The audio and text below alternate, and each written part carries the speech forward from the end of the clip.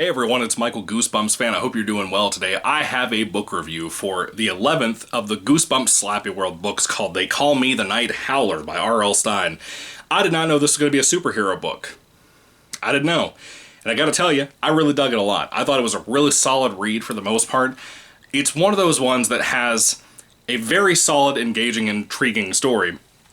And then the actual ending is not bad by any means. It's just kind of acceptable. You know, it's good, it's decent.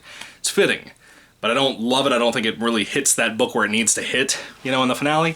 I actually kind of wish this book was two parts, like book number 12 could be part 2 of this story. I would love, since apparently, I don't know if this is true, but I heard this is true, that R.L. Stine supposedly considered, or not considered, but is officially signed on to write 6 more Goosebumps books at the end of SlappyWorld after that last zombie book that's coming out. I would really hope that he would be able to get on the ball of possibly putting another sequel out to this, because I really dug this. I thought this had a lot going for it. It was really enjoyable. I think there should have been one really big final confrontation, not the really kind of quick wrap-up we had in this. For a 150-page long Goosebumps book, this flies by. It's a really good read, a really engaging read. I started reading it the other day and I had to just kind of stop just because I got busy. It's been a lot happening this week. My wife fell down the stairs the other day and stuff. Had to take her to the doctor. We thought maybe she messed up her foot. Apparently Advil does miracles. I don't know. But anyway, thank God for that. Been a really busy week. Tomorrow's my birthday, so I took the day off today. My wife and I stayed home and just kind of watched TV, and I was reading this. I'm going to start my friend Slappy, book number 12 from SlappyWorld after this video, hopefully, God willing.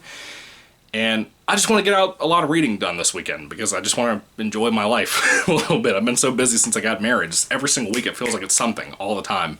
Not a whole lot of content for you guys either, which I feel bad about. But anyway, They Call Me the Night Howler. I really like this a lot, and I really recommend it, especially if you love superhero-y Goosebumps books like Attack of the Mutant or Dr. Maniac's 2 different books out there.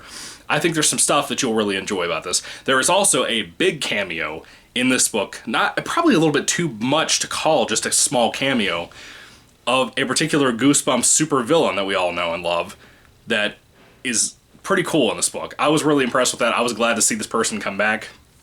Anyway, the overall story about this, it's kind of the Goosebumps way of taking a story that you've probably seen a billion times and heard a billion times and done something special with it. Essentially, our main character, Mason, goes to a big comic book museum with his family, and he has a younger sister named Stella, who is kind of that kind of sibling that wants to be just like their older brother, but also do it just to annoy them. They don't really have an interest in comic books, but they pretend they do.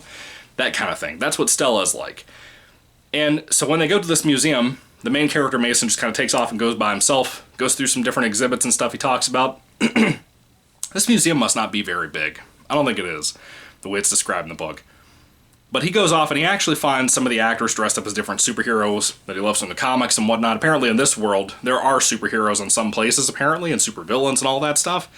Supervillains in particular suck in this book. They have like the worst powers ever. Like there's one that, you know, she can like make a bunch of fruit hit you from the sky. Not from like the clouds or anything. It just, all of a sudden fruit will hit you like a pineapple in the face. You know, that would break some teeth. I'm not saying it won't hurt, but I'm just saying it's kind of lame. It kind of reminds me of like a Codename Kids Next Door supervillain or something. Like that one toilet guy. Or the common flu. Was it common cold? I think that was the one villain from Codename Kids Next Door. It reminded me of something like that. Kind of like that type of thing for this book. Those kinds of supervillains. Anyway, Mason finds a guy dressed up like the Night Howler, his personal favorite superhero from the comic books. And he talks to this man. This man says, hey, I'm not an actor. I'm the real deal. I'm the real actual Night Howler. And he decides to tell Mason, here, take the costume. If you like this character and this costume and this ability, all these powers that I have so much, you become the Night Howler. And essentially it kind of becomes a Batman, like Bruce Wayne, Terry McGinnis type thing. Like he kind of teaches Mason to become the Night Howler, which is kind of like Batman a little bit, but not entirely. He actually has powers, he can fly, that kind of stuff. So essentially, our main character is kind of stuck in a superhero origin story. Not stuck in it, but this is kind of what this book is, but it's actually done well. It's an R.L. Stine story. R.L. Stine, I personally think if he had never done Goosebumps, he should have gotten into comics, because he could save a lot of what's happening in comics now with all their politics and nonsense there. Stine knows how to do the antithesis, whatever, the opposite of what they're doing over at like Marvel and DC right now. He could save this. He really could. I've read some of his comics. He does a good job. He knows what he's doing. This is a great example of that.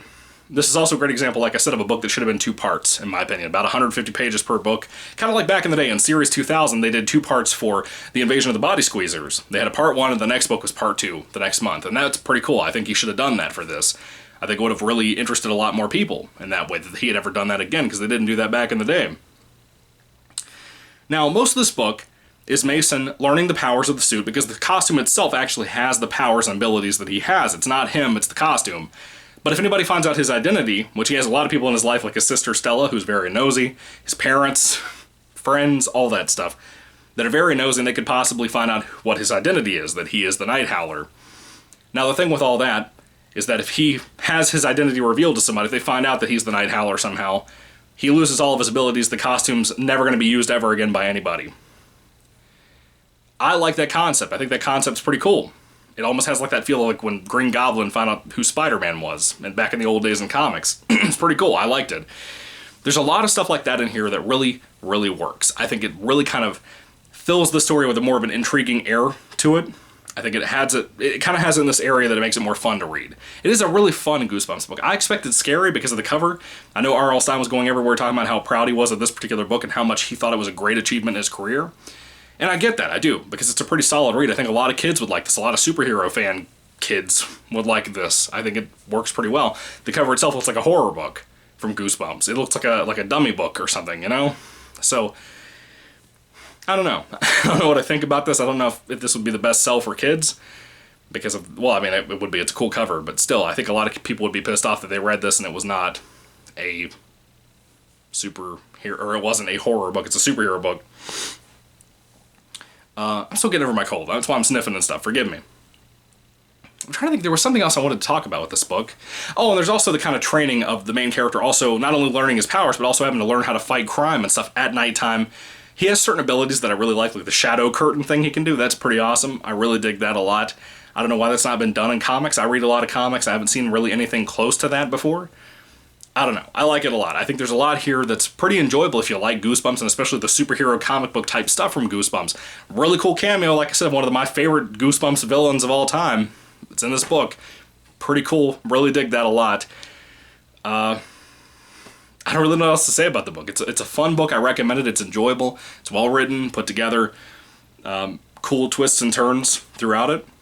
It's really all I have to say. It's a good read. I recommend it. It's not my favorite of the SlappyWorld books. It's not certainly anywhere... Excuse me, I had a hiccup. It's not anywhere worse to, like... It's not bad like Attack of the Jack. Or disappointing more like Attack of the Jack. I think Attack of the Jack was bad, though. I don't remember. It's been a while. It's been like a year since I read that. It wasn't one of those types of situations. It wasn't a situation like with Revenge of the Invisible Boy that was kind of a lackluster book for the most part, too. This is actually pretty fulfilling. I think it's mostly satisfying, except for the ending just being kind of just decent. You know, it was good, it was fine, whatever. But I feel like a really great ending, or the cliffhanger to lead us into a part 2 book, whether it be in the future or the next book immediately after this, if my friend Slappy was moved ahead a little bit, I think that would have been the best way to go. Personally, I think we really needed a bigger confrontation, or make this a special edition Goosebumps, like they used to do back in the Most Wanted era, and the Horrorland era, make it like 170 pages. I think that should have been done here. I think it could have saved the book a little bit more, given it a little bit more length to really enjoy, or just make a first ever 200-page Goosebumps book, which... Wanted the Haunted Mask was a big old book like that, but it could have really benefited here, I think. Either make a part 2 or just expand this a little bit more. I don't know. I don't know which one I prefer, but I think it could have went better either way we had done this. But overall, They Call Me the Night Howler. Pretty cool book. Really like the superhero idea of the Night Howler. I like the costume ideas. The villains are terrible, except for the one that I really like. But other than that, I think it's a pretty solid read. I enjoy it. I think it's one of the better Goosebumps comic book things, even though pretty much all of those have been solid, because R.L. Stine clearly has more of an interest in comic books versus scary things. I think he can do both well. This is a great example of him doing kind of more of the comedic or superhero origin story type thing that I think works pretty well here, because of his spin on that, his very Steiny way of doing that, which he always knows how to bring a good twist to certain things, I think. If I had to rate They Call Me the Night Howler on a 5-star basis, I would probably give this a pretty high 4 out of 5 stars. I was very impressed with the book. I think it's a very solid read. Just a fun read, more than anything. Just watching the power experience... Excuse me, dude. I keep running out of air in my throat for whatever reason. That's not where the air is held. Anyway, I'm so sorry, man. I'm just all over the place today. I don't know, it's been a week. But yeah, I like the book. I think it's a good book. I think it's worth checking out. I think you'll like it. Especially if you like the SlappyWorld stuff, the newer Goosebumps books, or if you like the comic stuff, all that stuff. It's good stuff. Good stuff. Anyway, high 4 out of 5 stars from me. What do you think about They Call Me the Night Howler? What do you think about the SlappyWorld stuff? I also think, too, when it comes to SlappyWorld, we have the little, comments in the middle throughout the book. All of a sudden, that Slappy will just cut in for a page or two and talk about himself and make jokes. It's okay. It's okay. It's been okay for the past couple of books. It's just kind of, when you don't have a Slappy book itself, it kind of is a little bit distracting from the actual story we're focused on. But it's called SlappyWorld as a headline, so I kind of understand where they're coming from with that, but still, whatever. Anyway, They Call Me the Night Howler. Good book. Check it out. Thank you for watching, guys. Hopefully I can start My Friend Slappy in a few minutes and get into that, because I'm really, really excited to read that book. I love some Slappy books. Oh yeah, I love some Slappy books.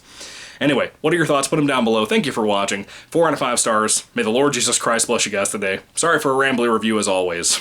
It's nothing new with me. God bless you. Goodbye.